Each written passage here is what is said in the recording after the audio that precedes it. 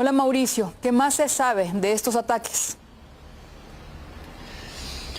Donetsk ha estado bajo intenso fuego de ataque de artillería proveniente desde Ucrania. Así, durante entrada casi la noche, Donetsk ha sido objeto en poco menos de 2 horas de casi 300 proyectiles llegados desde la zona ucraniana, y dentro de los recintos afectados, los barrios del norte y del este de Donetsk, muy cercanos al aeropuerto, que ha sido prácticamente permanente línea de enfrentamiento entre las fuerzas de la República Popular de Donetsk y las de Ucrania, muy cerca de Avdiivka, también lugar desde donde se lanzan permanentemente misiles hacia las localidades civiles.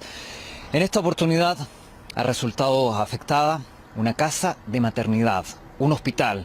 Allí se encontraban numerosas mujeres embarazadas, niños, bebés, además de las enfermeras y del personal médico en ese recinto.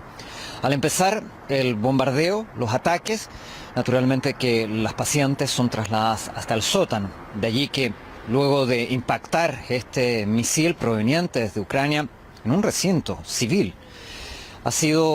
no se han informado de víctimas, pero sí que se ha incendiado este recinto, este hospital de maternidad. Pero no ha sido el único lugar civil afectado por estos misiles, por esta artillería lanzada desde Ucrania. Muy temprano, en la mañana, también se informaba de un misil que caía en el mercado, otro lugar civil, dejando al menos 3 personas fallecidas, entre ellas una mujer y un niño, además de varios heridos, y otro hombre que trabajaba en el lugar también había fallecido y era recordado por uno de sus amigos. В магазине свет выключился в глазах, открываю, я в завалах. Все. На меня все посыпалось, магазин начал гореть, я кое-как перескочил через все, перелез через стекла, перебежал, выбежал, убежал. 3 человека убиты. Вот в ларьке друг с детства горел заживо. Там 2 человека по-любому есть. Это ваш друг? Вот друг. Вот. Олег. Вот видите, Олег, да. Расскажите, чем он занимался? Мобильные телефоны ремонтировал. Ни в кого не стрелял. Toda esta artillería proveniente desde Ucrania, que ha sido lanzado contra puntos civiles, pertenece mayoritariamente al armamento entregado por parte de Estados Unidos, misiles de la OTAN, por países occidentales.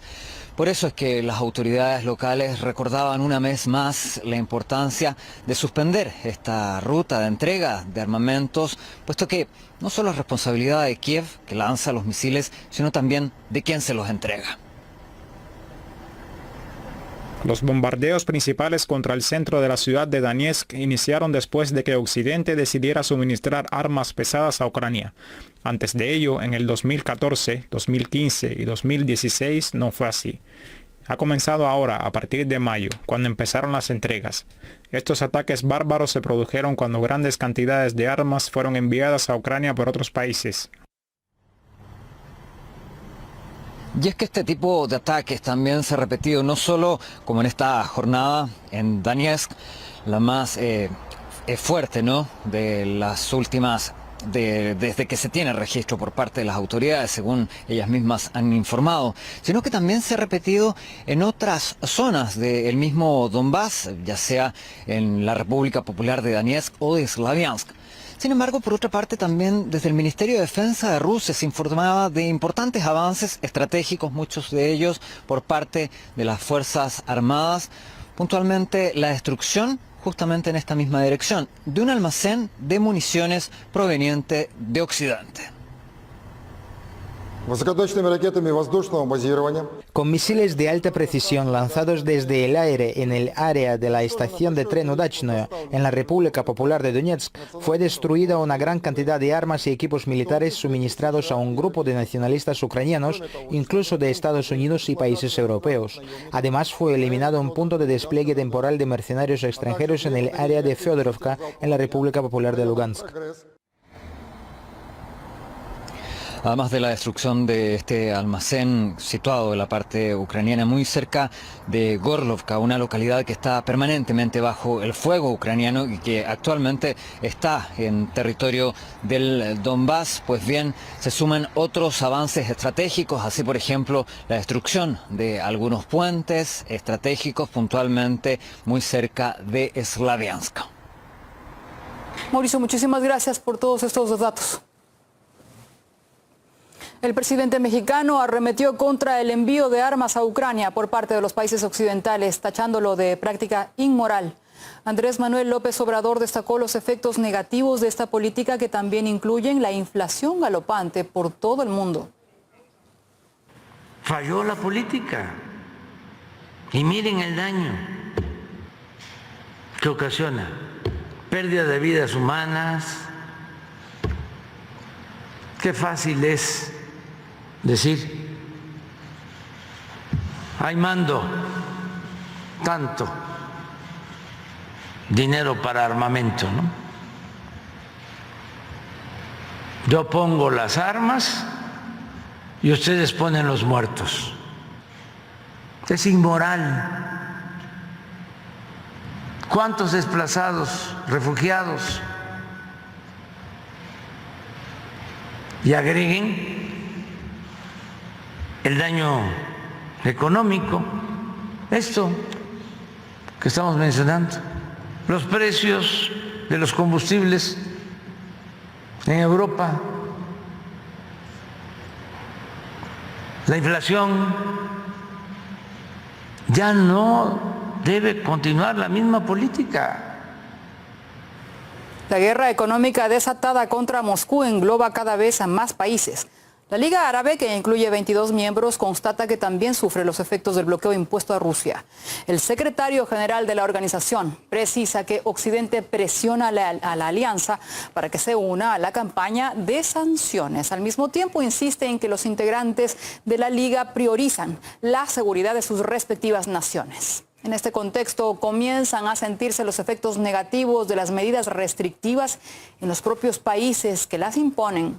En Reino Unido se calcula un retroceso de 0,3% del PIB en abril y de esa manera acumula 2 meses seguidos en declive. Mientras Estados Unidos reporta un acelerado crecimiento de la inflación en mayo, sobrepasando el 8% anual, lo que constituye una cifra récord desde 1981. Desde el Kremlin aseguran que la economía se ha convertido en un rehén de los intereses políticos y destacan que la confrontación con Rusia produce un efecto boomerang en los estados que presionan a Moscú.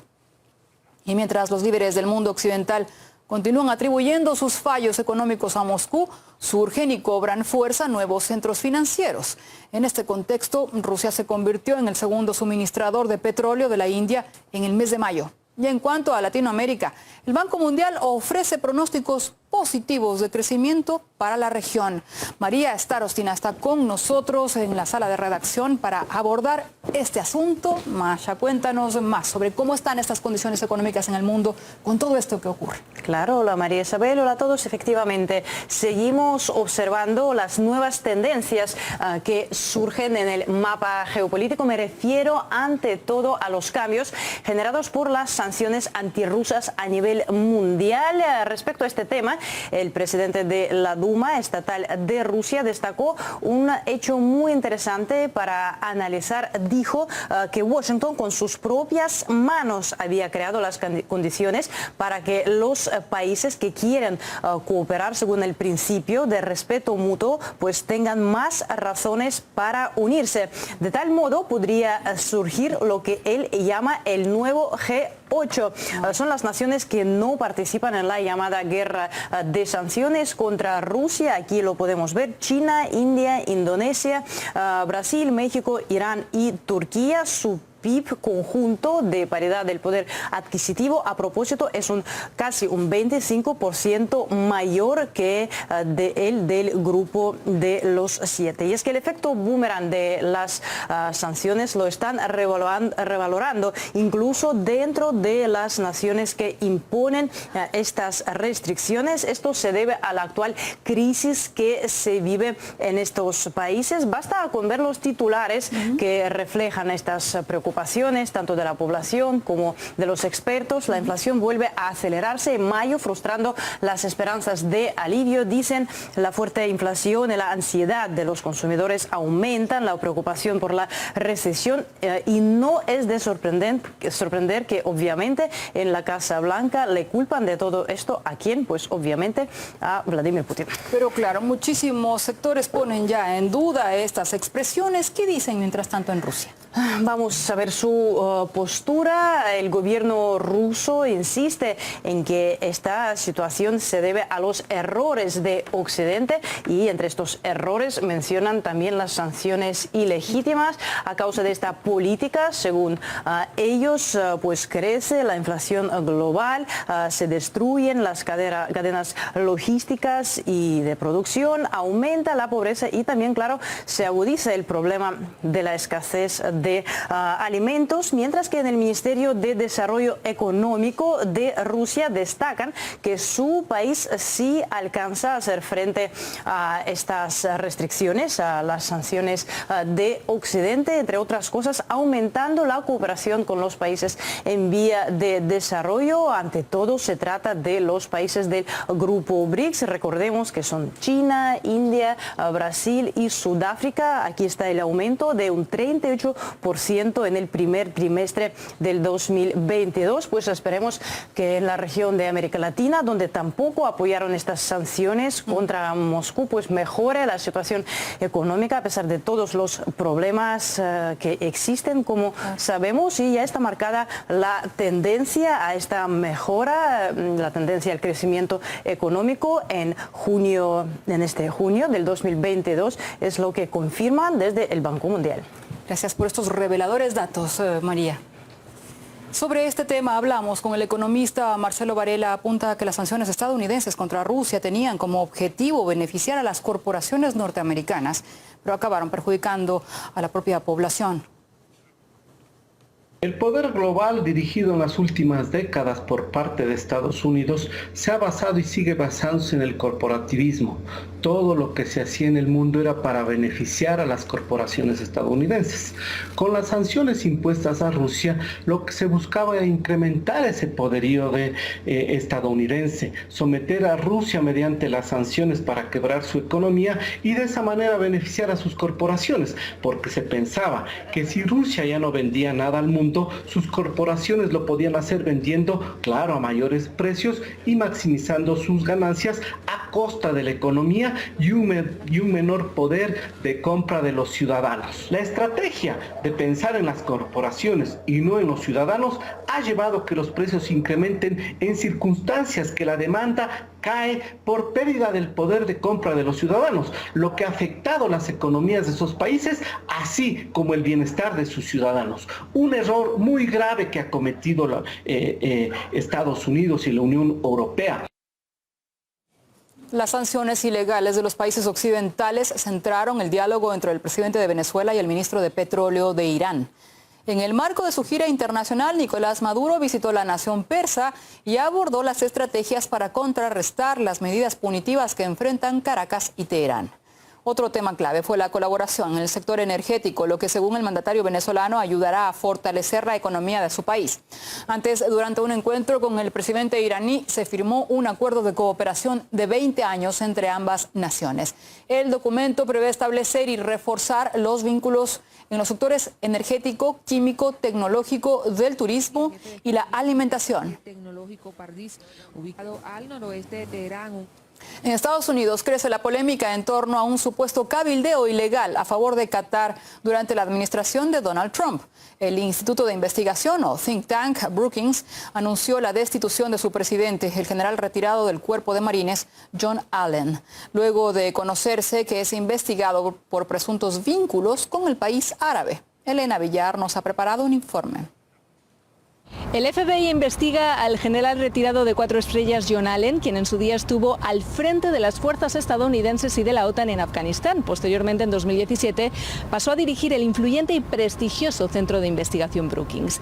Agentes federales han incautado datos de Allen tras presuntamente haber mentido a las autoridades y ocultado documentos incriminatorios que le implicarían en una campaña de cabildeo ilegal a favor de Qatar. Los documentos detallan esfuerzos ocultos de Allen para ayudar a Qatar a influir en la política estadounidense en 2017, cuando estalló una crisis diplomática entre esta monarquía del Golfo Pérsico y sus vecinos. En aquellos momentos, Arabia Saudí, los Emiratos Árabes Unidos y otros países anunciaron un bloqueo de la monarquía por los supuestos vínculos de Qatar con grupos terroristas.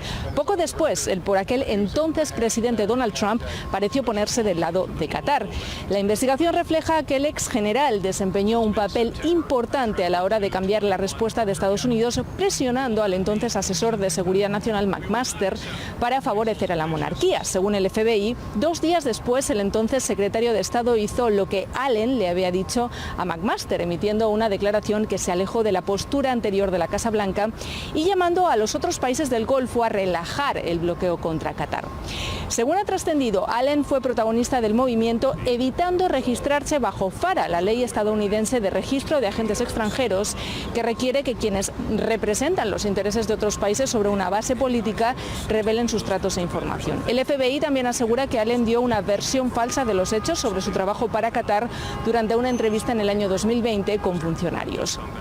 El caso es relevante teniendo en cuenta que, además de estos esfuerzos tras bambalinas, un informe reveló que Qatar construyó legalmente una rápida y agresiva operación de influencia en Estados Unidos. En tan solo unos meses, 33 empresas diferentes sirvieron como agentes extranjeros registrados. Hubo un gasto informado de más de 18 millones de dólares por parte de Qatar en esas empresas. Contactaron a las oficinas de más de 2/3 de todos los miembros del Congreso e hicieron 1.000 contribuciones de campaña por un total de más de 1,2 millones de dólares. Todo esto mientras por aquel entonces las únicas investigaciones que ocupaban titulares masivamente sobre una supuesta influencia extranjera en el gobierno de Estados Unidos era la rusa. El aumento del cabildeo qatarí declarado a instituciones gubernamentales y no gubernamentales desde el 2016 también ha sido recogido por el portal Open Secrets. En total, casi 200 millones de dólares en operaciones de influencia extranjera reportadas bajo FARA.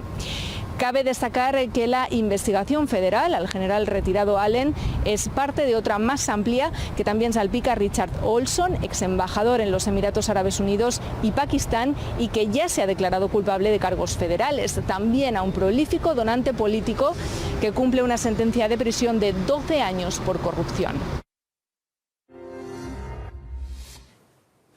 Abren las mesas de votación en el extranjero de cara a la segunda vuelta de las presidenciales en Colombia este 19 de junio. La vicepresidenta y ministra de Exteriores llamó a los ciudadanos residentes en terceros países a acudir de manera masiva a las urnas para proteger la democracia.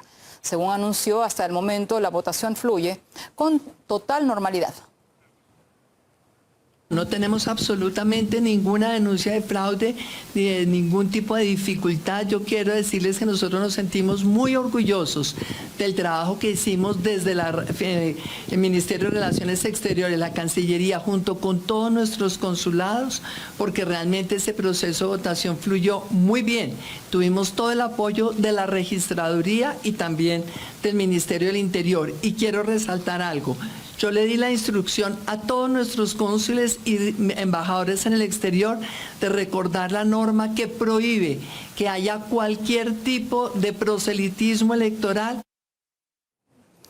Casi 1 millón de ciudadanos están convocados a votar fuera de Colombia. Previo a la jornada electoral no se desarrollaron debates entre los aspirantes al máximo cargo del país. El candidato Rodolfo Hernández, aludiendo su integridad física o la protección de la misma, rechazó realizar cualquier tipo de actos, fueran públicos o privados. A menos de una semana del balotaje, su contrincante Gustavo Petro lidera la intención de voto, pero la diferencia es mínima. Para la defensora de los derechos humanos y analista política Ana Erazo, uno de los mayores desafíos del próximo mandatario será acabar con la polarización existente en el país. Por supuesto, existe una polarización en el país, estamos muy divididos y eso nos trae un reto. Quien llegue al gobierno de Colombia tiene la gran tarea de empezar a despolarizar, de empezar a construir una base sólida de la democracia, sobre todo que permita que cada uno de estos bloques puedan pensar de manera distinta sin vivir lo que hemos vivido hasta ahora, que ha sido pues toda una política de muerte en donde han venido asesinando a líderes sociales, a reincorporados en proceso de paz. Y en ese sentido, pues el reto es supremamente grande porque tiene que consolidar el proceso de paz y a partir de reconocer el por qué se dio la guerra en Colombia, se empiezan a consolidar elementos simbólicos para entender una narrativa distinta a la que ahora ha venido instalando el uribismo en nuestro país. La Confederación de Nacionalidades Indígenas del Ecuador recalca que la movilización nacional contra el gobierno de Guillermo Lasso tiene carácter indefinido. Protestan contra la crisis económica en el país y denuncian lo que catalogan como una sumisión del Ejecutivo ante el Fondo Monetario Internacional a la hora de aplicar medidas de austeridad. Los 10 puntos son los sensibles y no podemos en este momento aceptar como una cuestión normal que el presidente de la República siga diciendo sí a todo lo que impone el Fondo Monetario Internacional. Es un tema muy delicado porque el presidente o está con el pueblo o simplemente, si es que va con el Fondo Monetario Internacional, este pueblo levantado de pie, no vamos a permitir esta imposición. En diferentes puntos del país, en especial en la región amazónica, se realizan actos de protesta. Múltiples carreteras han sido bloqueadas con la quema de llantas y el levantamiento de barricadas. En varias localidades se denuncia represión policial. Los activistas aseguran que la manifestación responde al agotamiento de las instancias de diálogo con el gobierno. Por su parte, Guillermo Lasso alerta de que utilizará todos los recursos del Estado contra la violencia. En RT hemos conversado con líderes de la Confederación de Nacionalidades Indígenas y del Consejo de Pueblos y Organizaciones Indígenas Evangélicos, que cargan directamente contra el mandatario. Escuchemos sus argumentos.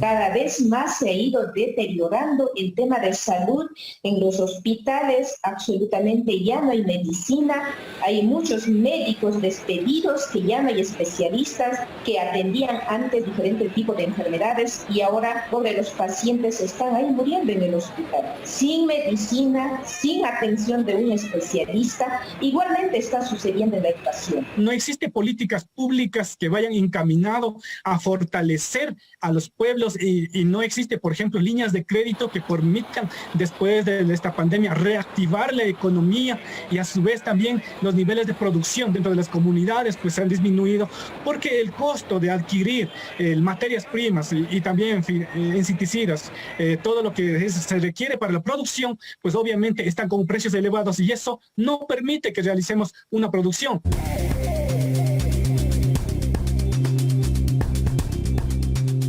Proponer, exigir el cumplimiento de las propuestas que tuvo el gobierno Lasso en su momento de campaña, en su momento de ser presidente, en su discurso cuando asumió la presidencia de la República del Ecuador y que hasta hoy en día ni siquiera no se ha cumplido. Nosotros, los pueblos, en la actualidad, estamos dispuestos a salir a la lucha social y hasta el momento no existe desde el gobierno nacional niveles de acercamiento para generar un diálogo. Lo único que ha pretendido es dividir el movimiento indígena del Ecuador para no generar este levantamiento. Pero aún así, las bases, las comunidades, en este caso los líderes, estamos trabajando para poder potencializar este levantamiento del 2022.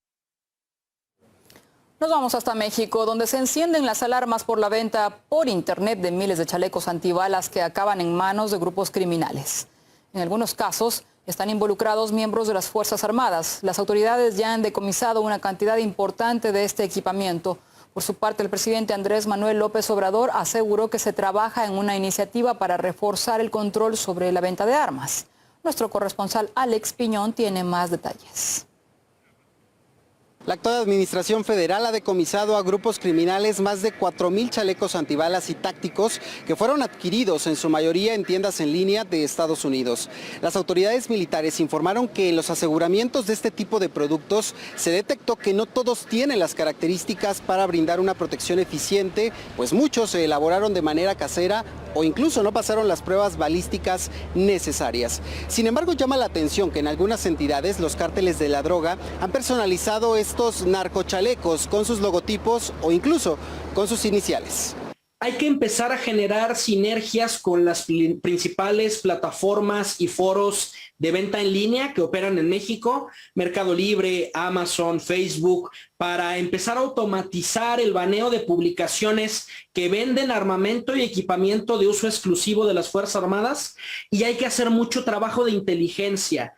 Las entidades del país donde más se han decomisado estos productos de protección hechizos son Sinaloa, Tamaulipas, Coahuila, Nuevo León, además de Michoacán y Jalisco, que son entidades en donde operan algunas de estas organizaciones criminales. El costo de estos chalecos oscila entre los $600 y los $2,000 en tiendas digitales estadounidenses, que se comprometen a enviarlos a México o a cualquier otro país en un periodo de 15 días. Sin embargo, llama la atención que aunque la principal vía para adquirir este y otros productos es por internet, también se han identificado casos de venta ilícita al interior de las Fuerzas Armadas de México.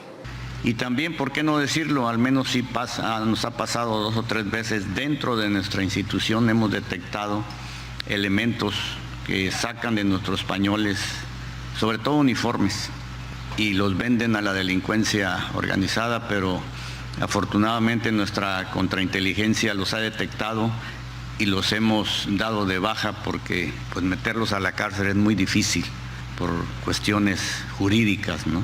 Pero de que se van de la institución, se van. Si quieren delinquir, que lo hagan afuera, pero no adentro. Las autoridades aseguran que los equipos de protección ilegales no se comparan en lo absoluto con los de las Fuerzas Armadas y que en caso de una agresión podrían hacer fuego y repelerlos sin problema. En este contexto, el presidente López Obrador ha anunciado que se envió una iniciativa para tener un mayor control en la venta de armas, de equipo táctico y bélico y así hacer frente a las redes de tráfico. Es indispensable automatizar y digitalizar los sistemas de gestión de la Secretaría de la Defensa y de la Secretaría de Marina para tener un registro actualizado del destino, de los intercambios y del movimiento de todo el armamento y equipo que tienen las corporaciones militares y policiales. Ya no podemos seguir registrando la información en una hoja de Excel, en un cuadernito que tiene por ahí el ayudante del comandante de compañía. Hay que recurrir a opciones tecnológicas porque de lo contrario vamos a seguir viendo cómo este equipamiento acaba en manos de la delincuencia organizada. A la par, el gobierno mexicano continúa con la demanda en Estados Unidos en contra de los fabricantes de armas de ese país que pidieron al juez desestimar el litigio por considerar que no cuenta con un argumento legal relevante y que de aceptarlo llevaría a otras naciones a realizar el mismo procedimiento. México insiste en que más del 70% de las armas ilícitas que circulan en el país, muchas de tipo militar, provienen del comercio negligente de estas compañías en Estados Unidos.